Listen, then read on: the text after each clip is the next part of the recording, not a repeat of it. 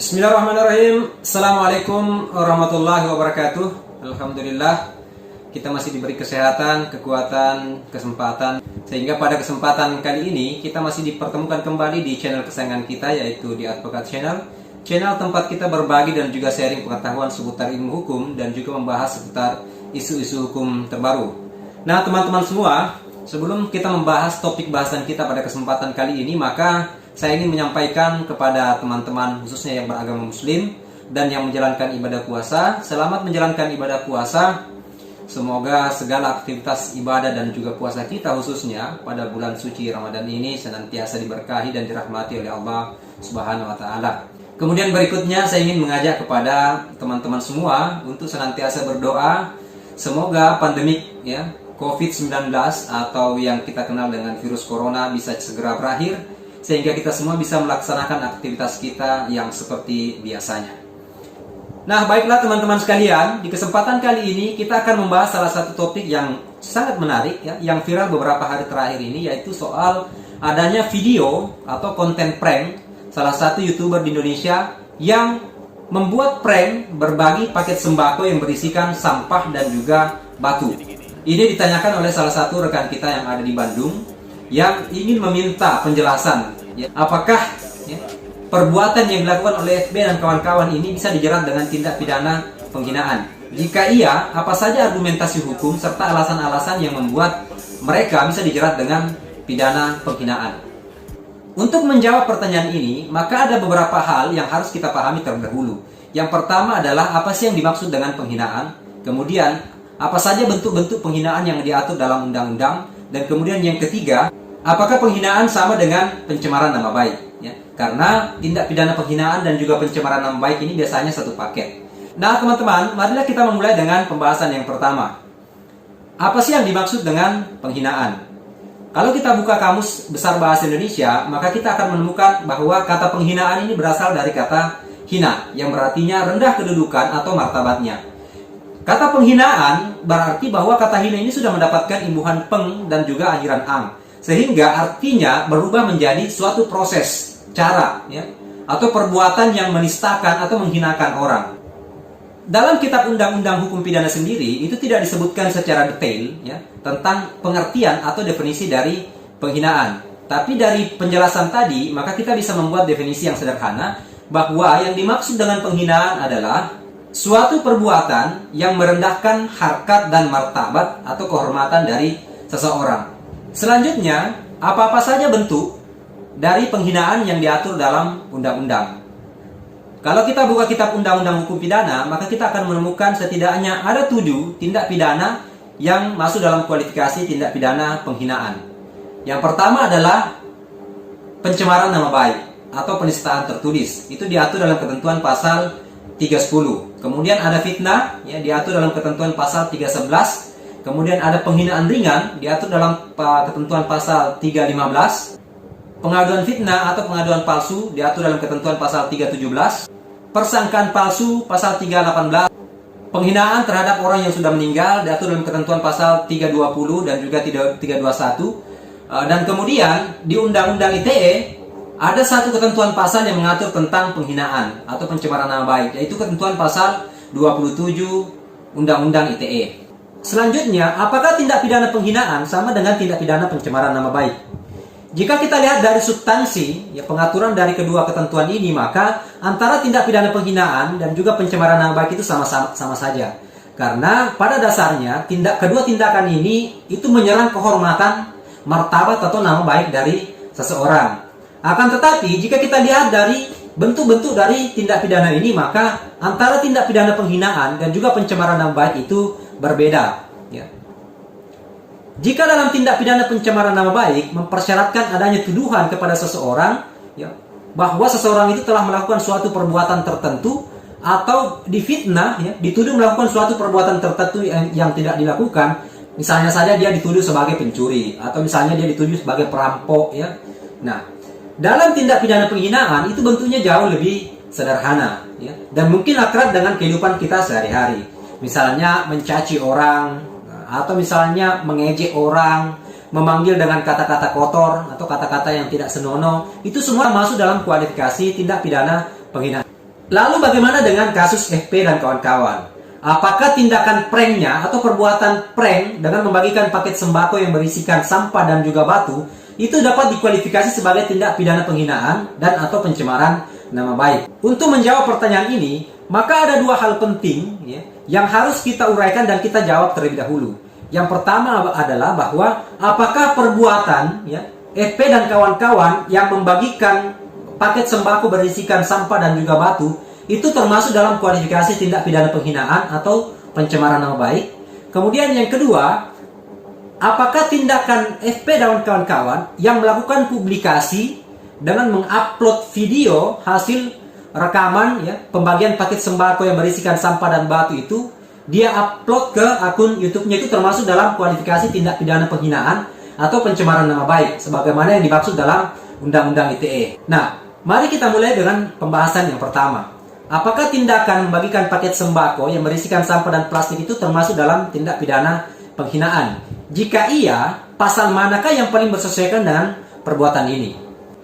Jika kita sandingkan perbuatan dari FP dan kawan-kawan ini yang membagikan paket sembako yang berisikan sampah dan juga batu dengan 7 bentuk tindak pidana penghinaan sebagaimana yang kita sebutkan sebelumnya, maka ada satu pasal yang paling mungkin bersesuaian dengan perbuatan yang dilakukan oleh FP dan kawan-kawan, yaitu ketentuan pasal 315 tentang penghinaan ringan.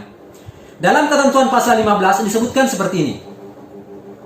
Tiap-tiap penghinaan dengan sengaja yang tidak bersifat pencemaran atau pencemaran tertulis yang dilakukan terhadap seseorang, baik di muka umum dengan lisan atau tulisan maupun di muka orang itu sendiri dengan lisan atau perbuatan, diancam karena penghinaan ringan dengan pidana penjara paling lama 4 bulan 2 minggu atau pidana denda paling banyak Rp4.500.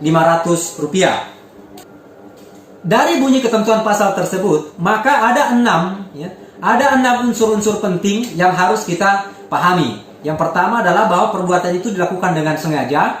Kemudian yang kedua, perbuatan itu tidak bersifat pencemaran atau pencemaran tertulis. Yang ketiga, perbuatan itu dilakukan ya, kepada seseorang. Yang keempat, perbuatan itu dilakukan di muka umum, baik dengan lisan maupun dengan tulisan. Perbuatan itu bisa juga dilakukan di muka orang itu sendiri atau di muka si korban, baik dengan lisan ataupun dengan perbuatan. Dan yang terakhir, bahwa perbuatan itu juga bisa dilakukan dengan cara menyurat, baik dengan cara mengirimkan sendiri atau menyerahkan sendiri kepada si korban, ataupun mengirimkannya lewat kurir atau lewat pos dan bantuan yang lainnya.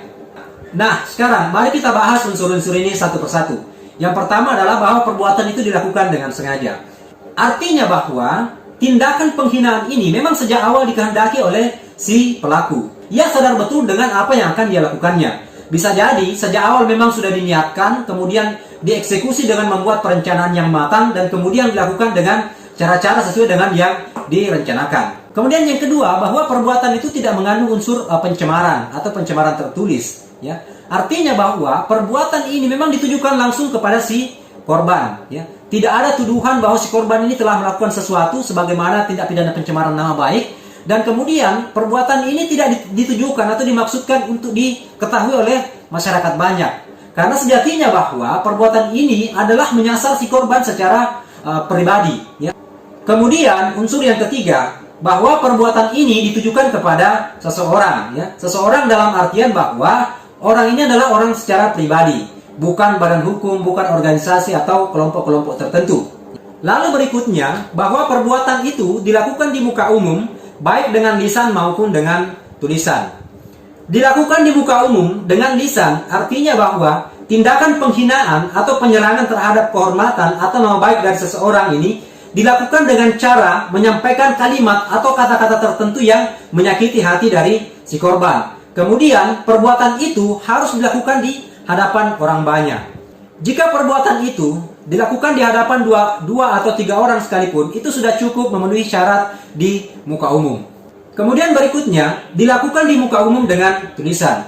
Artinya bahwa kata atau kalimat penghinaan itu harus diwujudkan dalam bentuk tulisan dengan menggunakan media kertas, ya, spanduk, kain, bisa dinding, ataupun media-media lainnya yang secara sifat dapat ditulisi. Kemudian tulisan itu ditunjukkan kepada orang banyak dengan cara apapun dan kepada siapapun. Misalnya dengan cara ditempel di dinding-dinding, ya, kemudian atau misalnya dibagi-bagikan dalam bentuk selebaran kepada masyarakat yang lewat di pinggir jalan, atau misalnya spanduk-spanduk ini digantung di tempat-tempat umum yang bisa diakses oleh banyak orang. Arti kata tulisan di sini juga itu termasuk dalam bentuk gambar, ya, yang memiliki atau mengandung unsur penghinaan. Misalnya gambar orang telanjang yang dibuat dalam bentuk telanjang, atau digambar dalam bentuk-bentuk yang tidak sopan, atau misalnya tidak layak, ya. Misalnya digambar dengan tampilan mirip seperti binatang, berbatang binatang, ataupun tampilan-tampilan yang lainnya.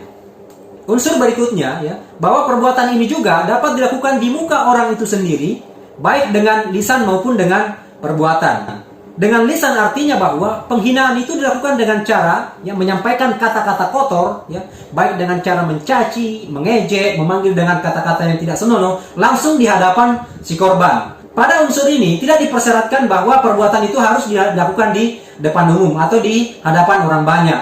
Secara pribadi berhadapan-hadapan face to face dengan si korban itu sudah memenuhi unsur ini. Lalu berikutnya dilakukan di muka orang itu sendiri atau di muka si korban dengan perbuatan. Dengan perbuatan artinya bahwa ada aksi fisik, ya, yang dilakukan oleh si pelaku dalam melakukan penghinaan. Misalnya saja dengan cara meludahi, memegang kepala, mendorong, ya, ataupun misalnya memukul bagian-bagian tubuh tertentu yang dianggap sensitif bagi masyarakat kita.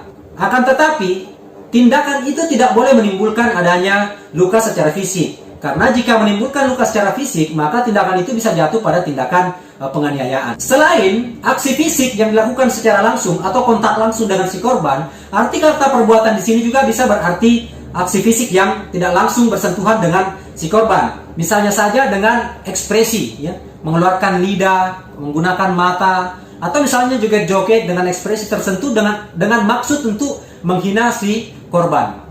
Kemudian unsur yang terakhir, ya, bahwa perbuatan ini juga bisa dilakukan dengan cara mengirimkan surat, ya, baik dengan cara menyerahkan langsung kepada si korban atau dengan menggunakan perantara, baik kurir, ya, ataupun jasa pengiriman surat yang lainnya. Nah, itulah unsur-unsur penting dari ketentuan pasal 315. Nah, sekarang mari kita kembali kepada kasus FD dan kawan-kawan. Apakah tindakannya membuat konten prank dengan membagikan sembako yang berisikan sampah dan juga batu kepada seseorang ini masuk dalam kualifikasi tindak pidana penghinaan sebagaimana yang dimaksud dalam unsur-unsur pasal tersebut. Yang pertama, bahwa perbuatan itu harus dilakukan dengan sengaja. Jika kita lihat, ya, konten video yang dibuat, maka kita bisa mengambil kesimpulan bahwa memang sejak awal yang bersangkutan ini sudah meniatkan dan bahkan membuat perencanaan yang matang sebelum melakukan aksinya atau sebelum melakukan perbuatannya. Oleh karena itu, maka unsur kesengajaan ini sudah terpenuhi. Yang kedua, bahwa korbannya adalah orang secara pribadi. Nah, jika kita lihat di video yang beredar, maka jelas bahwa objek dari perbuatan ini adalah orang secara pribadi dengan memberikan bantuan kepada, mohon maaf, pada waria dan juga kepada anak-anak, ya. Oleh karena itu, maka unsur objek ini juga sudah terpenuhi. Lalu yang ketiga, apakah bentuk perbuatan atau cara yang digunakan oleh FD dan kawan-kawan ini melakukan tindakan penghinaan? Nah, caranya adalah dengan membagikan paket sembako yang berisikan sampah dan juga bebatuan, ya.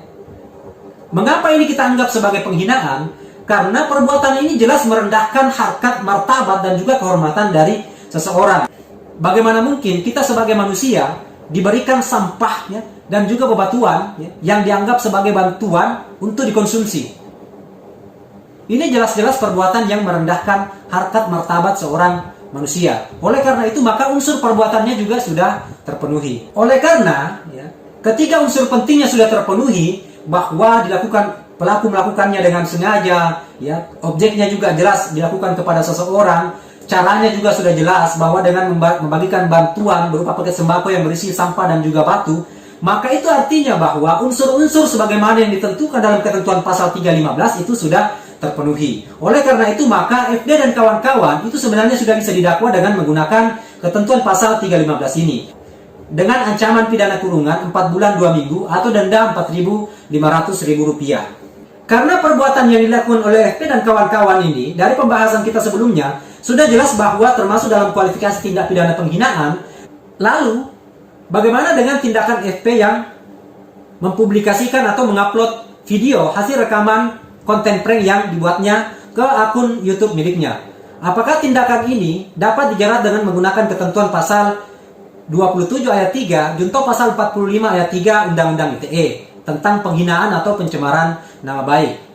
Pada ketentuan pasal 27 ayat 3 Undang-Undang ITE disebutkan bahwa setiap orang dengan sengaja dan tanpa hak mendistribusikan, mentransmisikan, dan atau membuat dapat diaksesnya suatu informasi atau dokumen elektronik yang berisi muatan penghinaan dan atau pencemaran nama baik, maka itu dianggap sebagai perbuatan penghinaan atau pencemaran nama baik.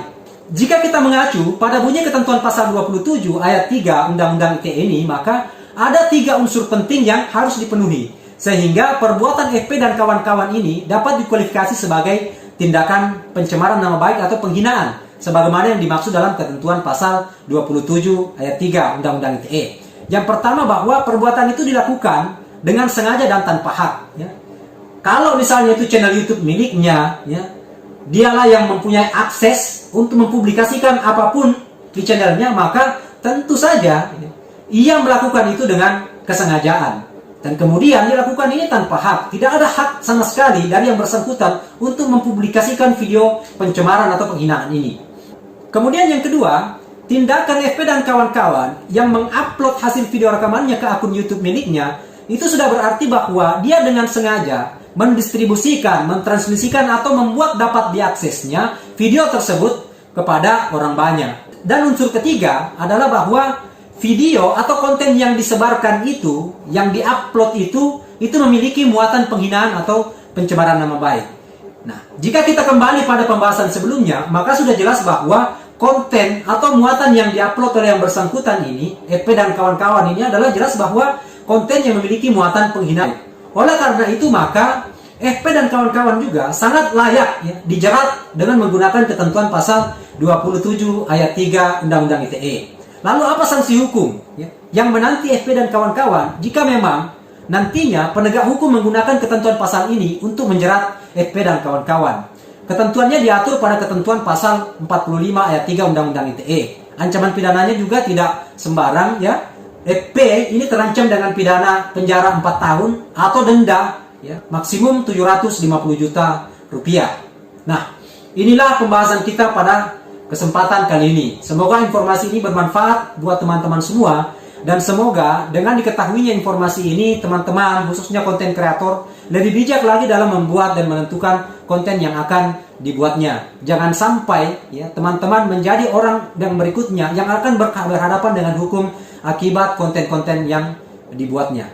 Terima kasih, semoga informasi ini bermanfaat. Jangan lupa like, subscribe, dan juga bagikan informasi ini kepada saudara-saudara kita yang lain, agar informasi ini bisa tersebar dan bisa memberikan manfaat kepada banyak orang. Mohon maaf atas segala kekurangan. Terima kasih. Assalamualaikum warahmatullahi wabarakatuh.